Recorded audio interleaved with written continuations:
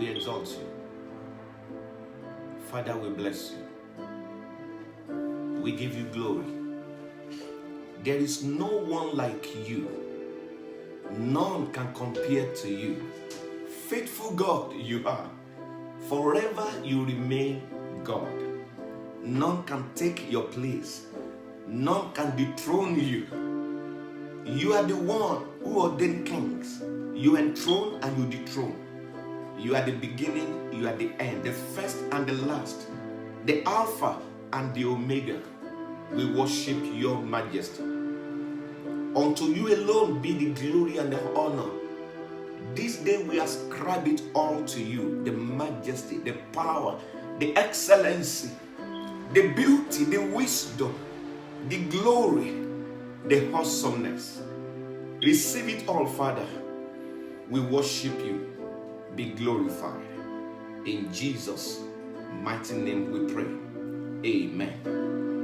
I want to welcome you to church today. Thank you for joining us from wherever you are.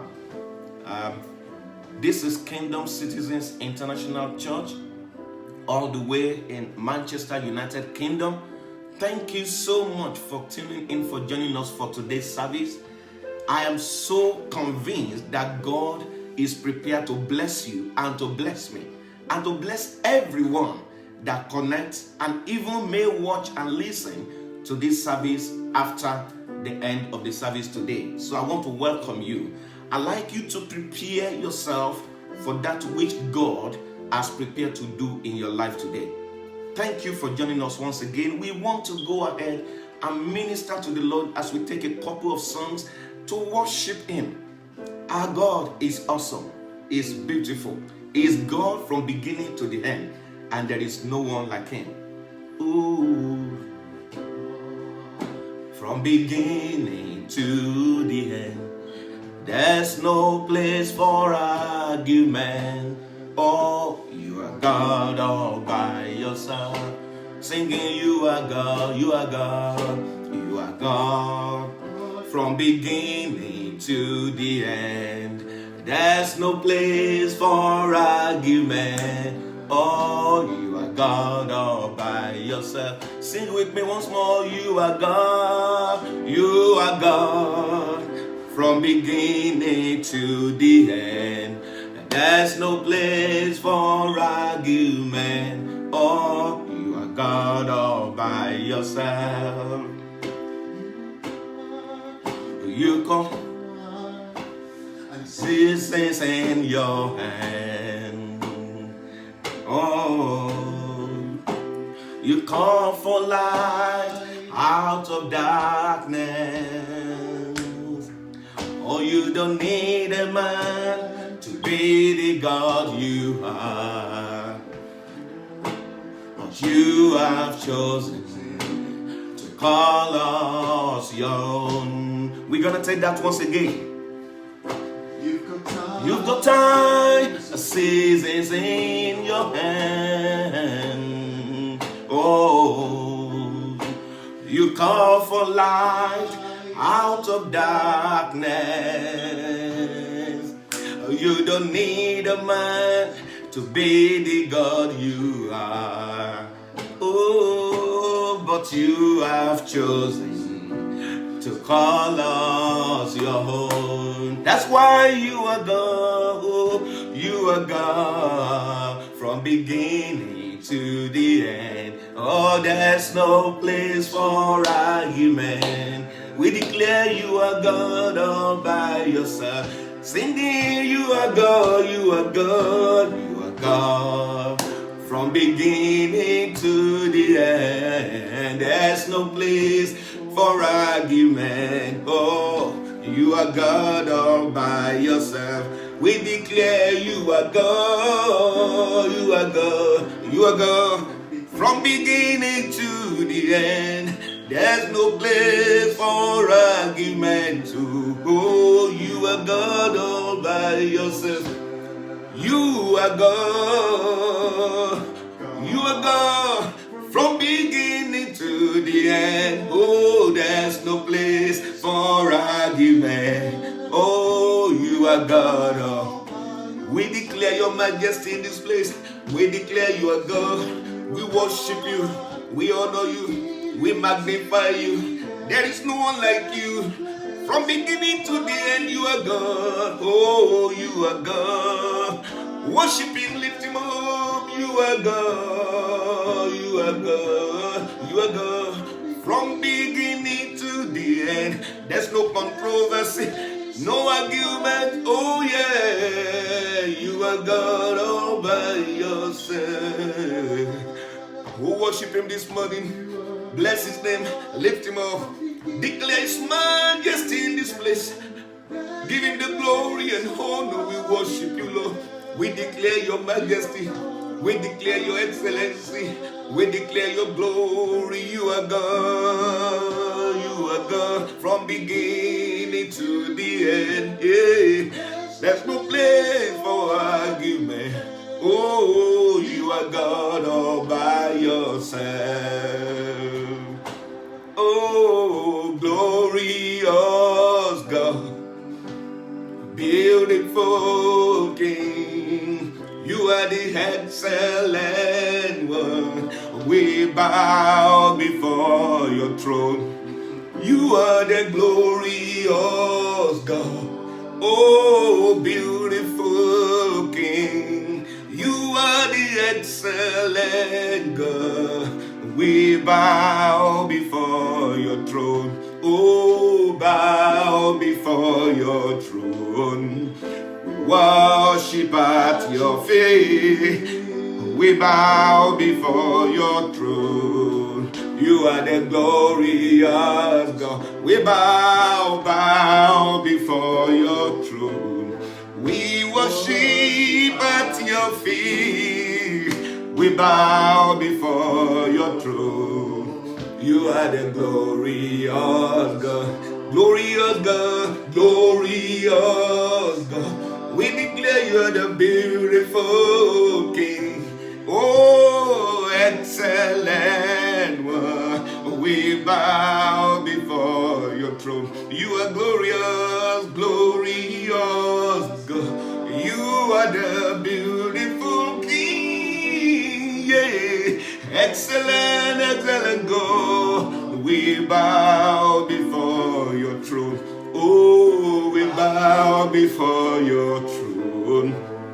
We worship at your feet.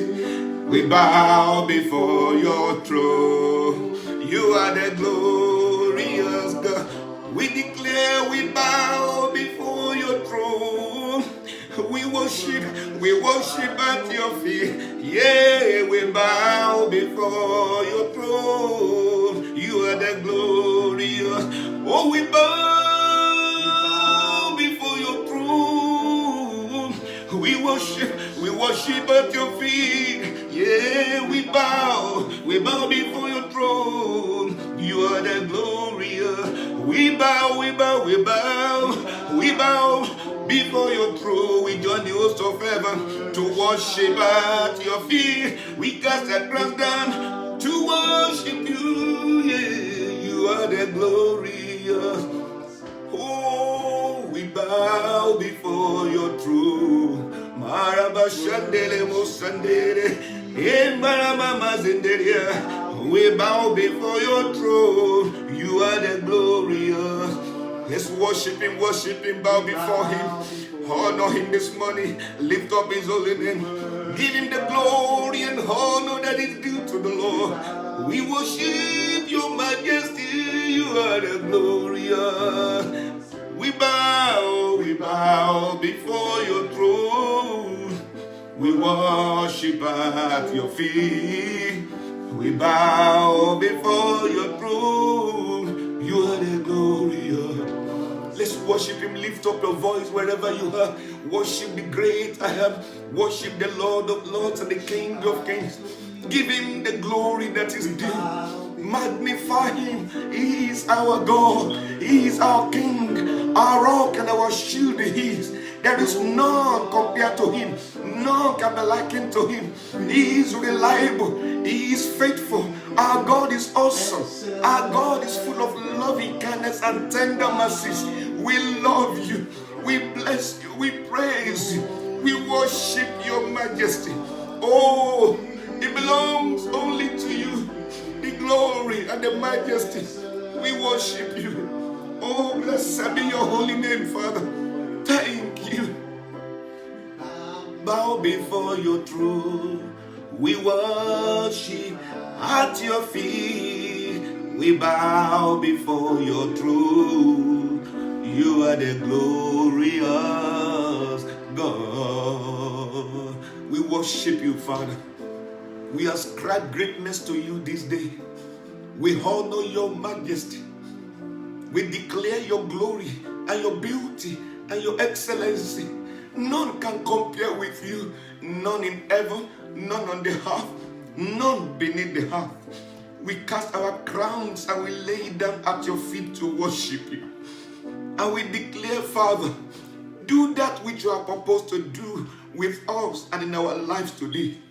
Let your word come full of grace and power and life to transform us, to lift us, to change us, to move us from one level to another. Let the weak be made strong. Let the blind begin to see. Let the deaf begin to hear. Let the dumb begin to speak. Show us your glory in this place. Thank you for the season of restoration you are bringing upon someone right now. Thank you, Father. Thank you. Thank you for divine lifting you are bringing to someone. Thank you for a shift in the destinies and lives of your people. I worship you. I glorify you. Blessed be your holy name. In Jesus' mighty name we pray. Amen. Hallelujah. Thank you so much. That was a beautiful time of worshiping the Lord. If you're just joining us, thank you once again for joining us today. This is Kingdom Citizens International Church, KCIC in Manchester, United Kingdom. I want to welcome you to church today. I have a word from the Lord, a clear, specific word the Lord gave me during the week, which I was privileged to have written down, and I'm just going to read it out. It's like a word of prophecy, and I trust the Lord to bless you through it as I read it. But as we prayed, in the place of my prayer, the Lord opened my eyes to see someone who was walking, and they kind of dropped something precious, a treasure, fell down from their hands. And as they went on, oblivious, unknown to them, that they had dropped something, lost something, I saw someone came from behind and picked it, and looked to the right and looked to the left as if they were going to steal it and go away from me. But then they had a change of mind, ran after that person and gave it back to them. And the Lord began to say to me, He is bringing a season of restoration upon someone. That which they have lost, whether opportunities or certain blessings or certain gifts, the Lord said there will be a restoration. And the adversary, which may have stolen certain things from you, God is going to compel them to restore back to you. Whatever has been taken from you, stolen from you, your right, your blessings, your gift, your promotion, the Lord says He will compel men to restore it, to return it back to you. This is a clear revelation the Lord opened my eyes to see and gave me understanding by His Spirit of that which He began to do. And let me quickly read this to you, what the Lord said to me, and this is a word for the church in the now. The Lord said there is a shift going on in the realm of the Spirit at the moment. I am causing a shift over the land and the nations and in the hearts and affairs of men. This I do in readiness for the soon coming of my Son. I will shake the heavens and the earth, and only that which glorifies me is what will remain. Tell those who claim to know me but are still worldly and carnal, holding onto the things of this world as their little gods. I will cause your trust and confidence in your idols to fail you, that you may know that I am God, and you may put your whole trust in me. My people have awoken a great jealousy in me, says the Lord, and I will shake and spew out the lukewarm, and the unstable, for I cannot use them in my plans for the end time redemption of mankind, says the Lord. Tell the true saints to get ready, for it is sooner than you know or expect. But I will cause a revival to sweep the land first, and I will reap in the harvest. But my church is not ready. Call unto every saint, son. Tell them that the time is now and near, and I want my army to be prepared for the final harvest. Let him that have an ear, as an ear, hear what the Spirit is saying. Behold, I come quickly, and my reward is with me, to give to every man as he deserves. This is the word the Lord gave me while I was in his presence, and he was getting me ready for today's service. I hope you find that relevant to your life and to your journey. We're just going to take a couple of prayers. The Lord said in Ezekiel chapter 36 verse 26, and I read, also I will teach you to respect me completely. I'm reading from NCV, New Century Version. I will teach you to respect me completely, and I will put a new way of thinking inside you. I will take out the stubborn hearts of stone from your bodies, and I will give you obedient hearts of flesh. I want us to turn this to prayer. Beloved, one of the worst things that could happen to any true child of God is to have a contrary thinking to the thoughts of the Father. Men and women like that are far from the destiny God has ordained and prepared for them. And I want us to pray, Father, give me a right heart. Take a heart of stone, stubborn heart out of me.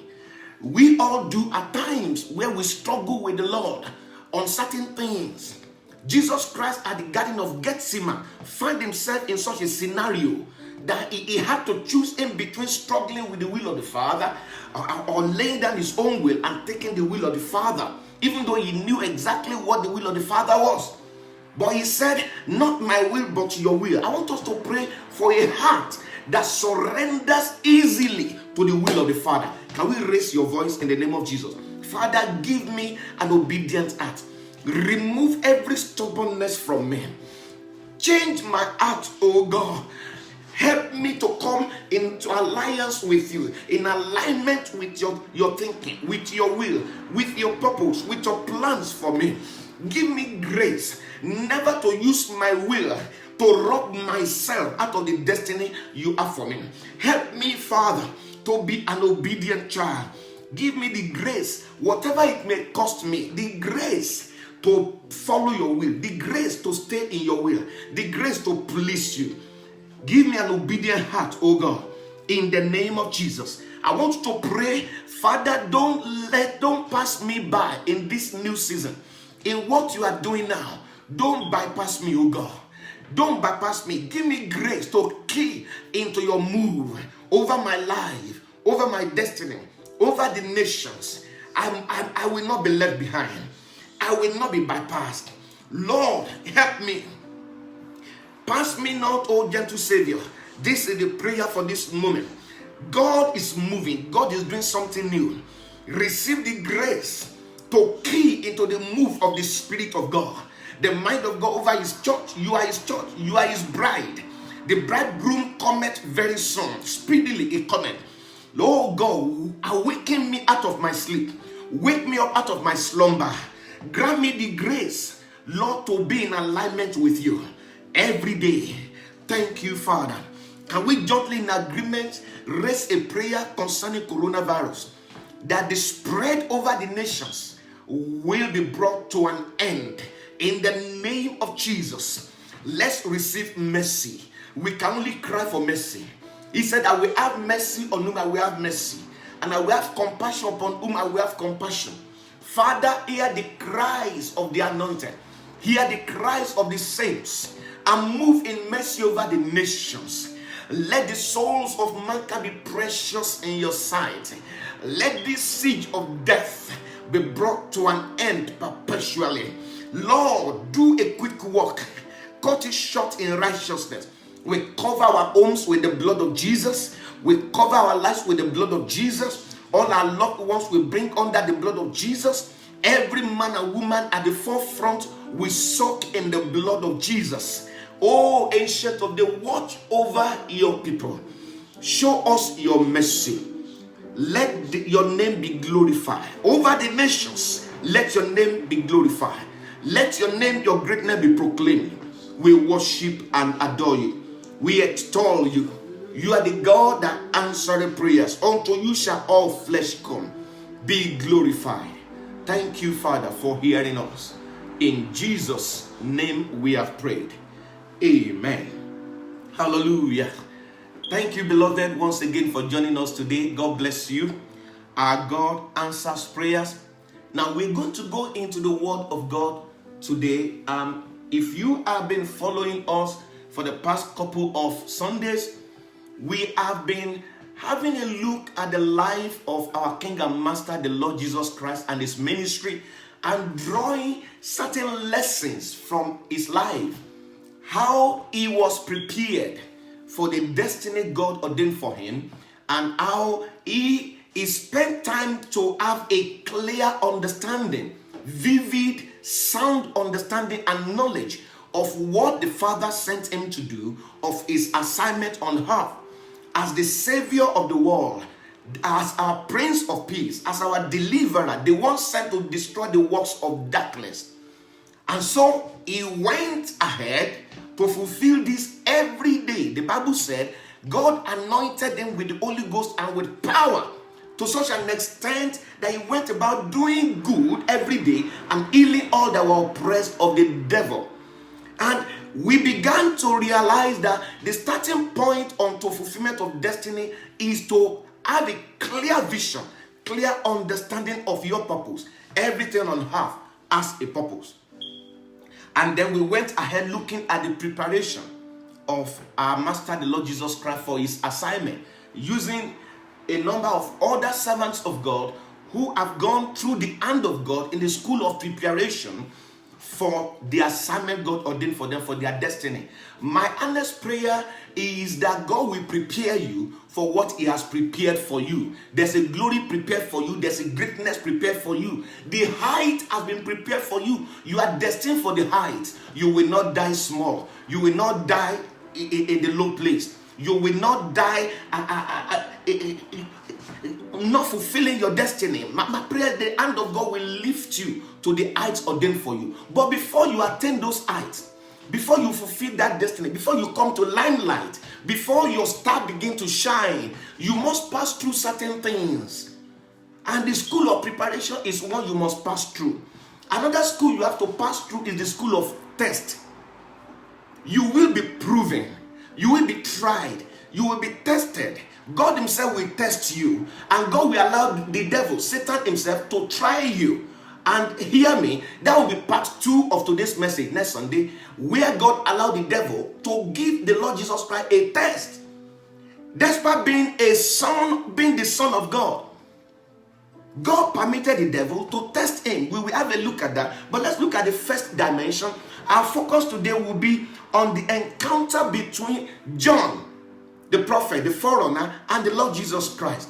And we're going to take our Bible reading from the book of Matthew chapter 3. But before then, let me share one or two things quickly with you. Okay? As a form of introduction.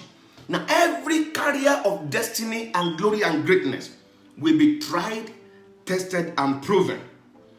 Okay? Let me read to you a quotation from a very precious, a wonderful businessman, a billionaire in the US. And his name is John Huntsman. He said, "Humans seldom have created anything of lasting value unless they were tried or hurting." Now, when there is pain, there is hurt, there is test, there is trial, you have been proven, you have been shaken, whatever comes out of it always lasts. Why many people don't last is because they never passed through the school of test. They were not proven.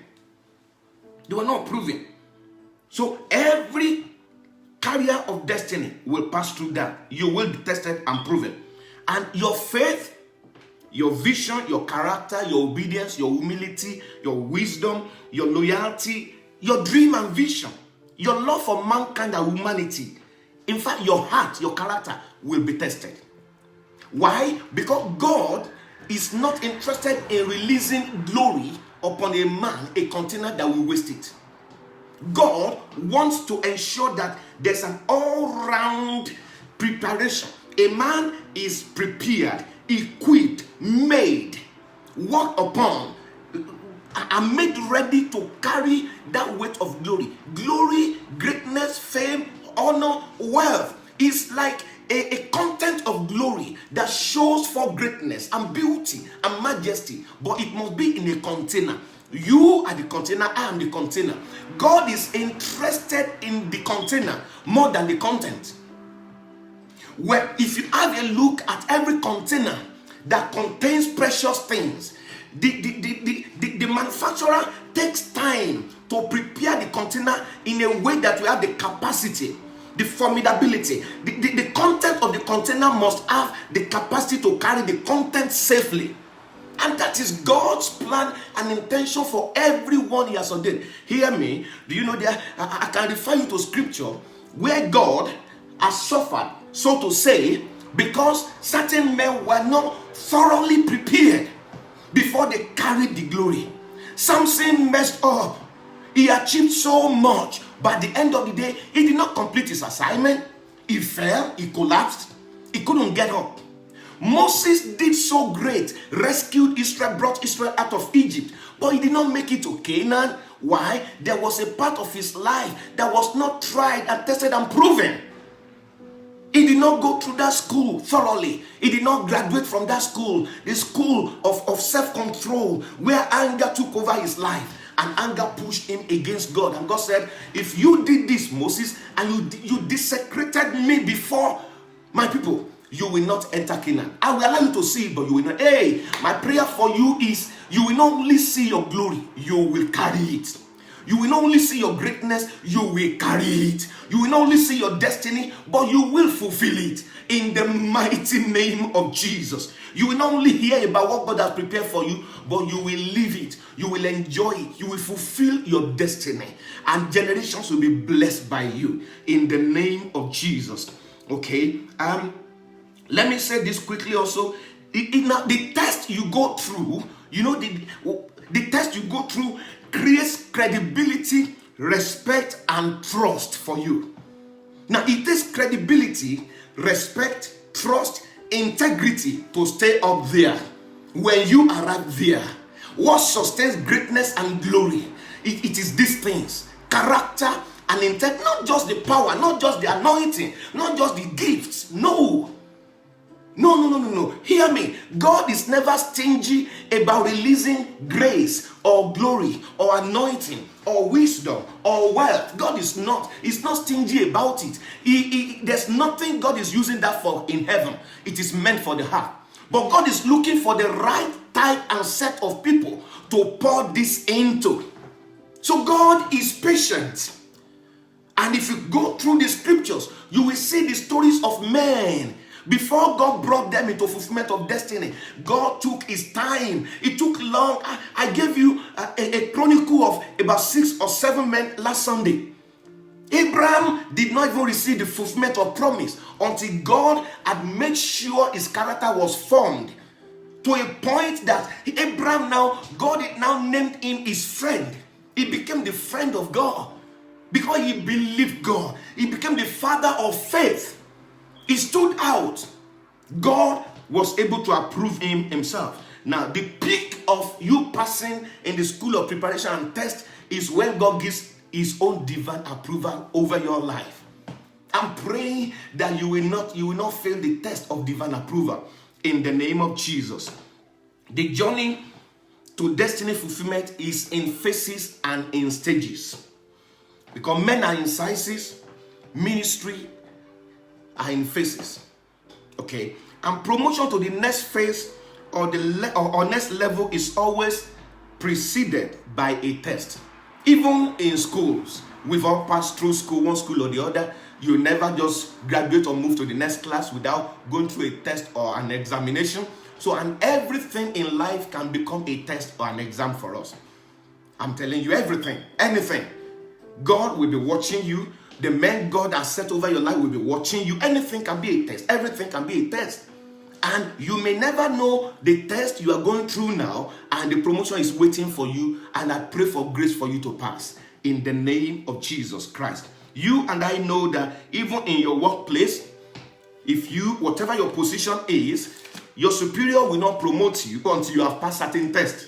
Until they have proven you, checked you out, and know that you are qualified, you have what it takes to be able to deliver at the next level they will promote you to. I'm praying you will not miss your promotion in the mighty name of Jesus. Someone is going through a test right now.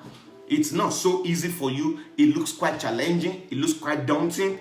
But I'm praying for grace for you. You will find grace to pass that test.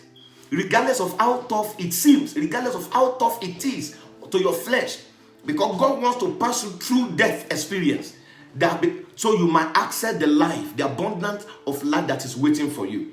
May you get there in Jesus' name. Go with me, please, if you don't mind, to Matthew chapter 3, as we read some verses that we're going to dwell on today. And I will be very fast in taking you through the various points the Holy Spirit himself drew my attention to when it comes to going through tests under the hand of God. In Matthew chapter 3, I read, in those days came John the Baptist, preaching in the wilderness of Judea. Pay attention to verse 1. I'll come back to it. John, who happened to be the cousin of the Lord Jesus Christ, and the age range, they were in the same age range, because when the mom, was pregnant with John, Elizabeth, Mary, the mother of Jesus, visited her. The two babies in the womb communicated. Elizabeth said, the baby in my womb leaped. When you came to me, she was talking to Mary. Mary was carrying Jesus. And John recognized the Jesus Christ as Savior, even right from the womb. I want to begin to draw your attention to the connection between these two great men. These men of destiny. Okay? But when the time of John came to fulfill his assignment, the Bible said, we found him in the wilderness. Hallelujah. Okay.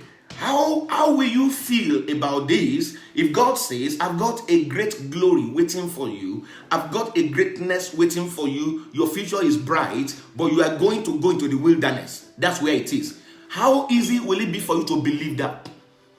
Nobody wants to go into the wilderness. No ministry wants to start in wilderness. Nobody wants to locate their business in the wilderness.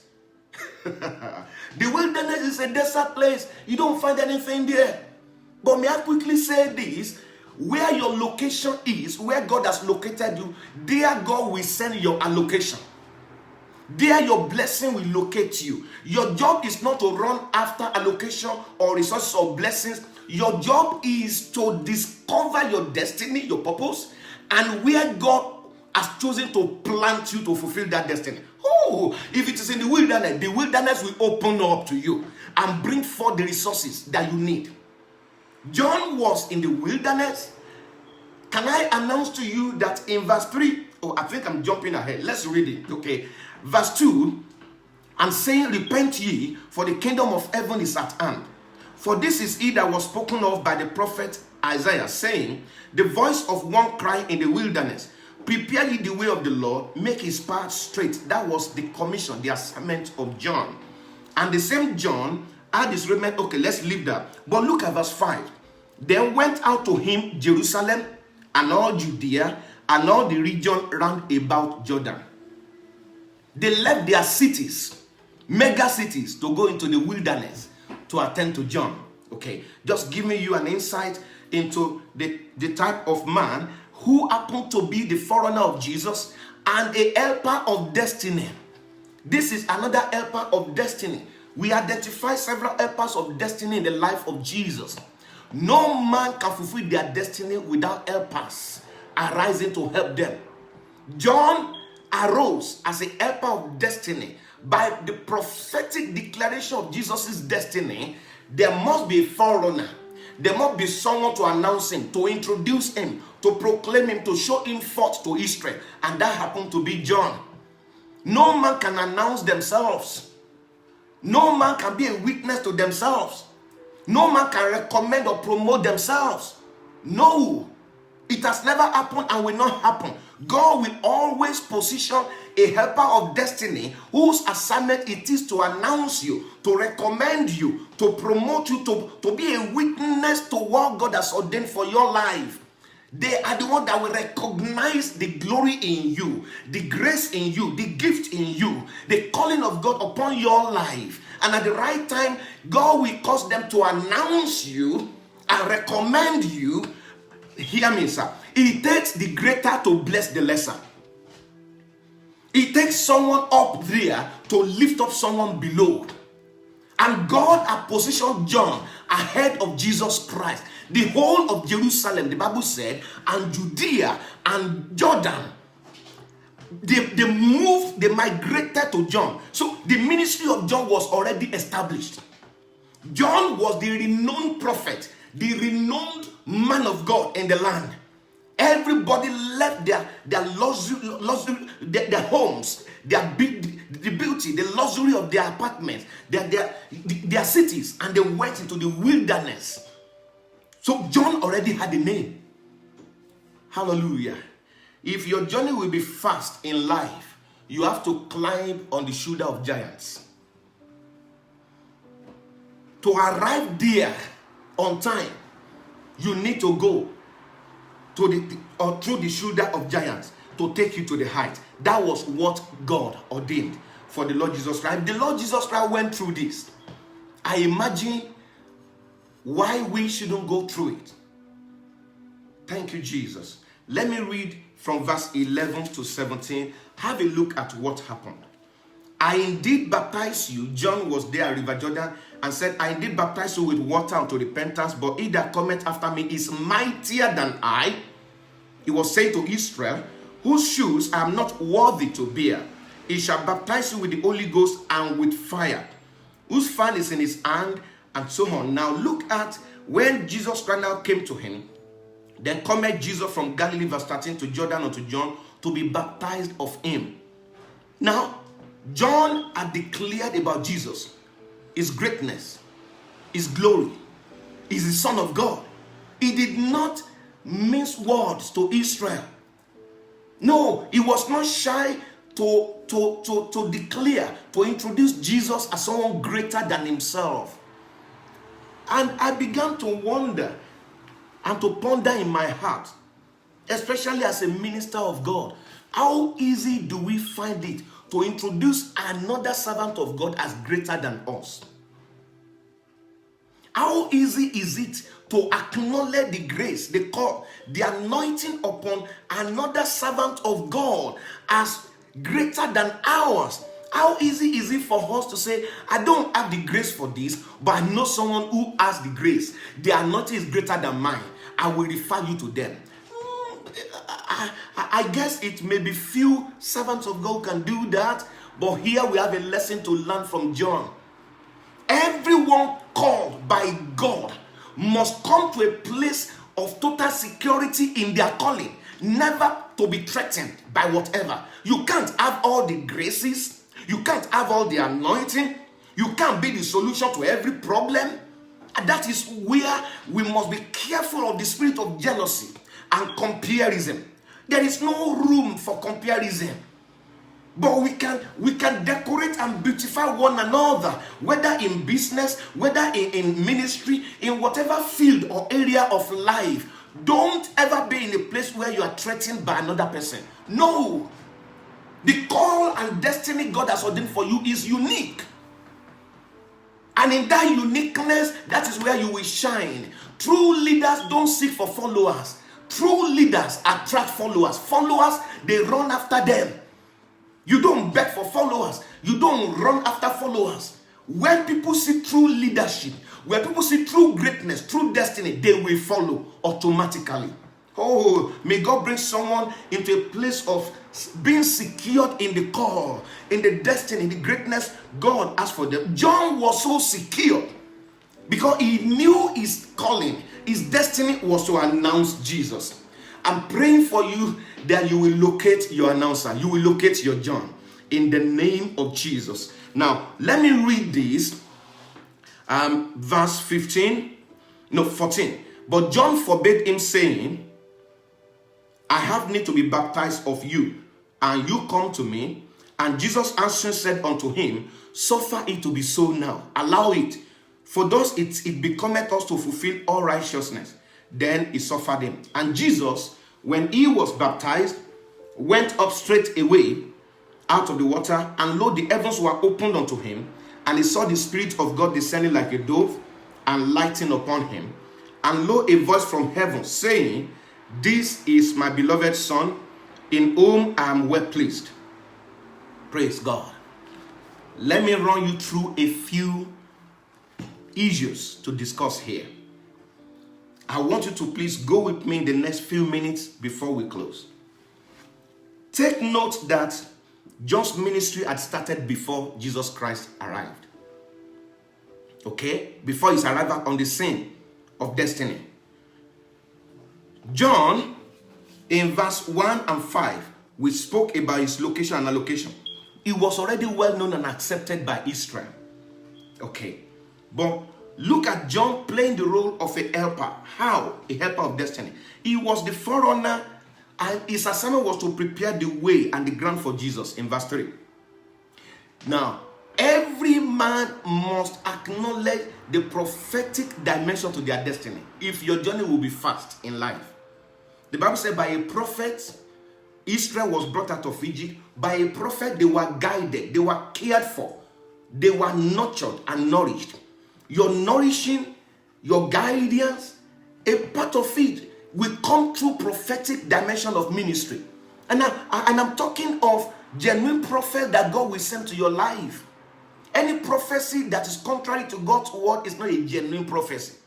Any prophecy that you don't find a confirmation by the Spirit of God in your life is not a genuine prophecy.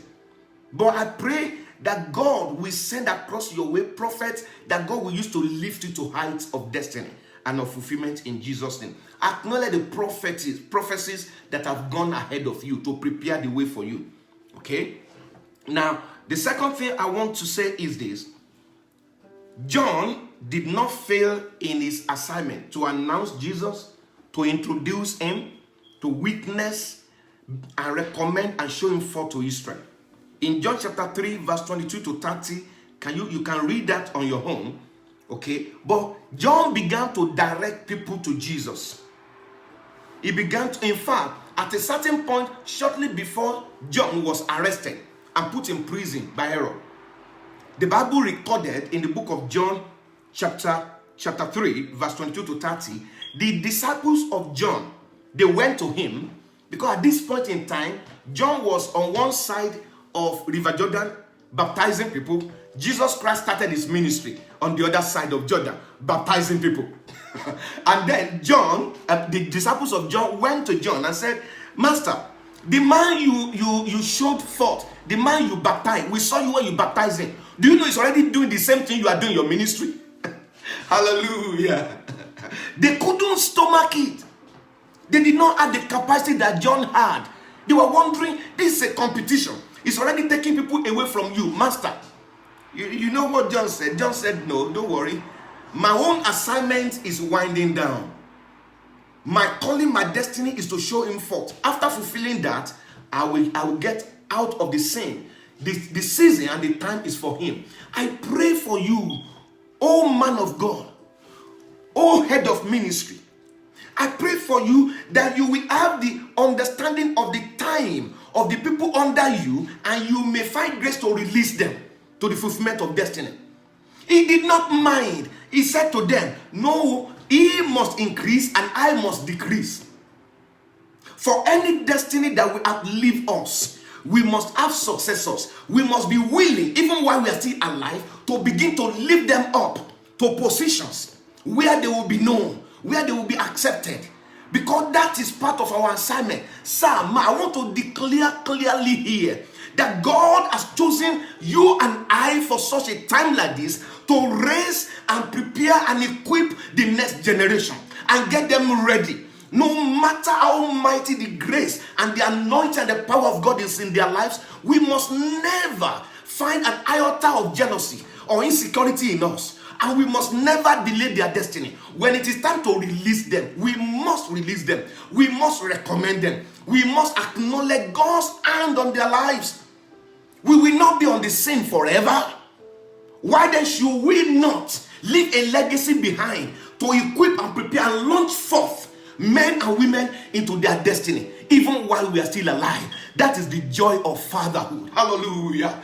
I believe God is blessing some fathers today. May you find grace to raise many men and women mightier than you, greater than you. The glory of a father is to raise children that are greater than him.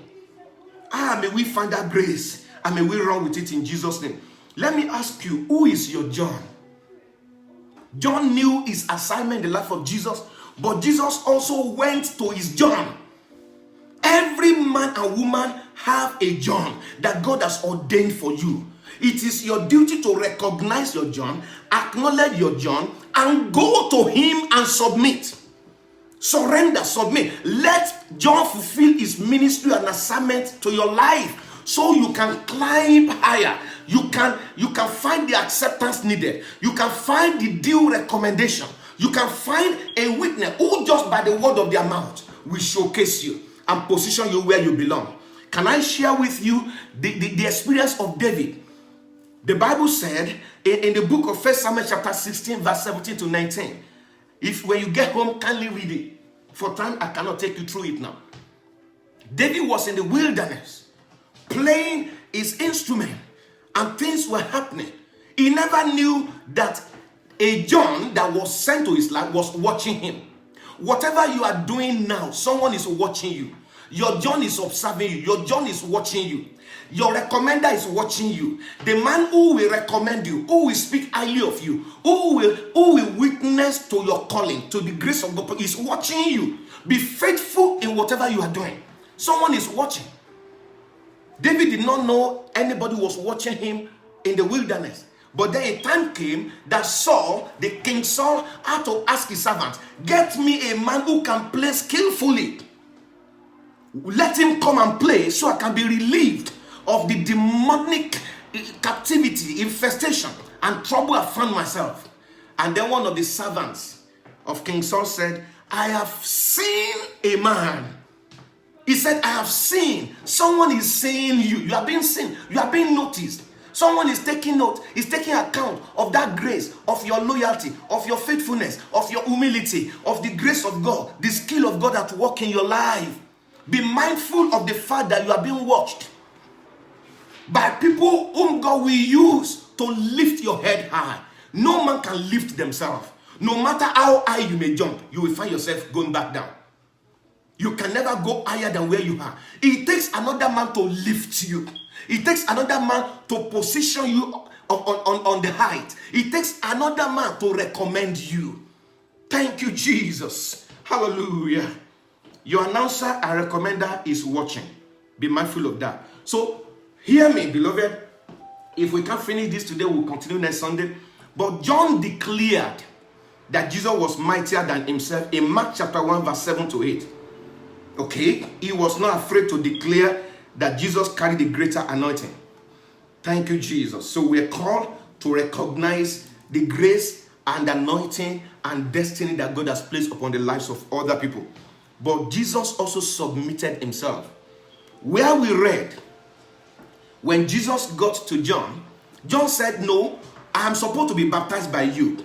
I am lesser than you. I recognize you. I know you are the Savior. You are the King. You are the one we have been expecting.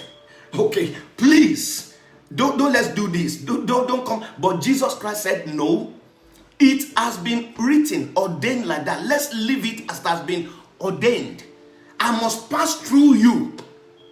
I must pass through your hand for heaven to open upon me. He said, let us allow it. God has ordained it like that. It does not matter whether your John is younger than you in age. It does not matter. But there is something in your John that you need that will move you to destiny, that will push you to greatness. Don't despise it. Don't let anything on the eyes outside make you miss what God has put in your John that is for your destiny, for your glory. Hallelujah. And Jesus Christ passed the test of humility at that point. He humbled himself before someone seemingly lower than him, lesser than him, of lesser glory or greatness, and he passed through the hand of John, may I announce to you that Jesus Christ wouldn't have experienced open heaven if he had not submitted to John, if he had not passed through the ministry of John, if he had not passed through what God has ordained for him to pass through. Do you see submission here? Do you see obedience here? Do you see humility here? Do you see the proof of character? A man who will submit to the principles of God, the ordinances of God, no matter what it may cost him. It will cost us our pride. To attain greatness, pride must give way. To attain greatness, we must wear the garment of humility, of obedience, of loyalty, of character, of submission. We will go through all these various tests before heaven can give divine approval. Say, now you are released into the destiny ordained for you. I've mentioned before, no man can announce themselves. One man in the Bible tried to announce himself, our big brother Moses. Okay? Moses tried to announce himself, and you know what happened? They asked him very clearly in Exodus chapter 2 verse 14, who made you a judge and a ruler over us? When a man tries to announce themselves and recommend themselves, people will challenge them. We don't know you. We don't know where you are coming from. What is your pedigree? Show us your pedigree. Who can attest to God's grace over your life? Just like David. The moment that man recommended David, David suddenly moved from wilderness to the palace. There's a grace to move you from where you are to where God has ordained for you. May you find that connection. The man God has ordained as your job to connect you. In the name of Jesus. Someone is due for a promotion now, and God is arranging your job to locate you. Be sensitive, because that encounter will transform your life in the mighty name of Jesus. Be sensitive. It is just around the corner. Thank you, Jesus. I want to announce to you, beloved, when Moses announced himself before his time, he had to go back into the wilderness for 40 years. Don't jumpstart what God has not started. Don't go ahead of your timing and season. I know God is speaking to so many leaders, whether you have realized it or not, whether you have been positioned there or not, but God is opening your eyes to the things that must take place, how God has ordained and orchestrated our journey to greatness to be. These are the pathways to greatness, secured greatness. Let me round up by saying this. For every man that will fulfill destiny and attain greatness, there are 4 things that must happen in your life. You must experience. Number 1, you must encounter your John. Number 2, you must experience open heavens. I don't want to dwell on that today. Heaven must open upon you before you can be released into the fulfillment of that destiny and greatness. If your calling is from God, then an outpouring from his throne must come upon you.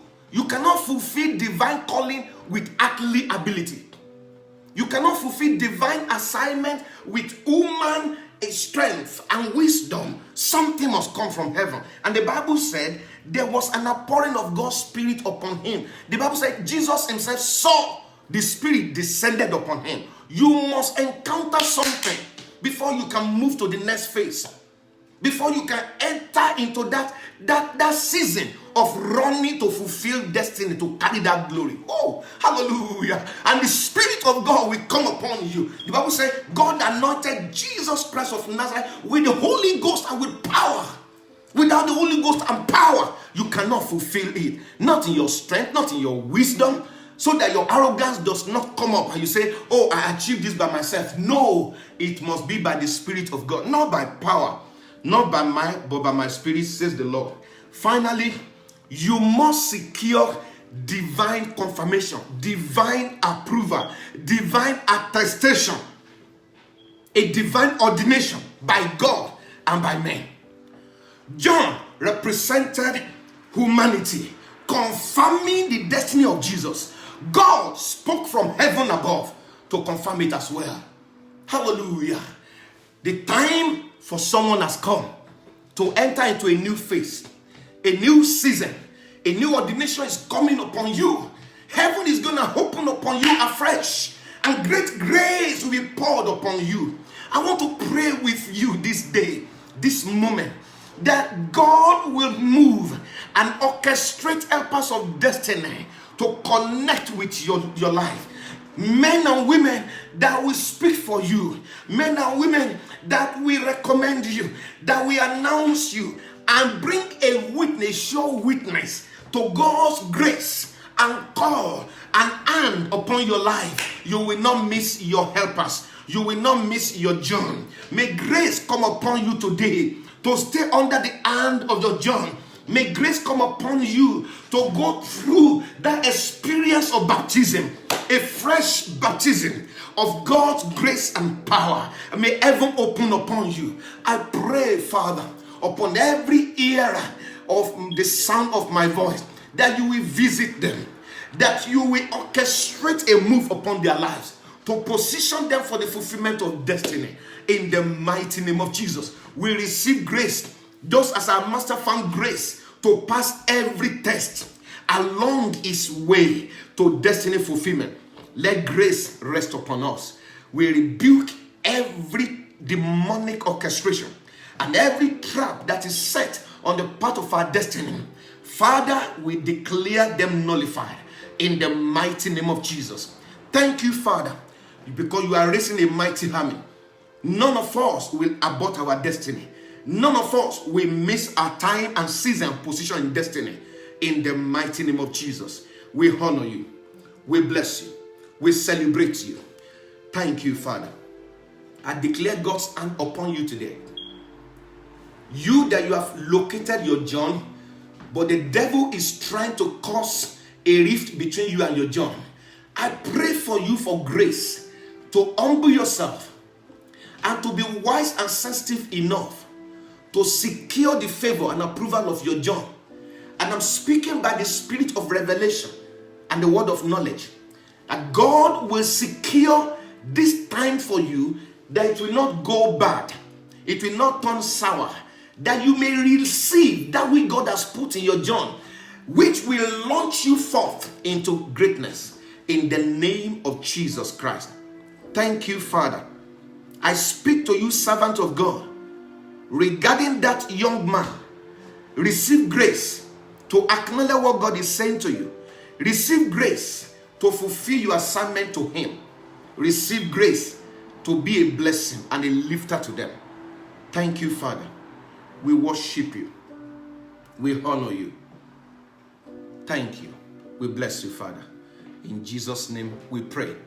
I had to bring this to an end, even though I was hearing someone asking a question, how do I find my John? I cannot answer that question. Now go to the Lord. He will answer that question for you. Thank you so much for joining us today. I hope you have been blessed. And we love you. We appreciate you. Today, God will pour greater blessing upon you even after now. Please join us next Sunday, same time. The Lord bless you. Have a wonderful and blessed week. We love you. God bless. Bye.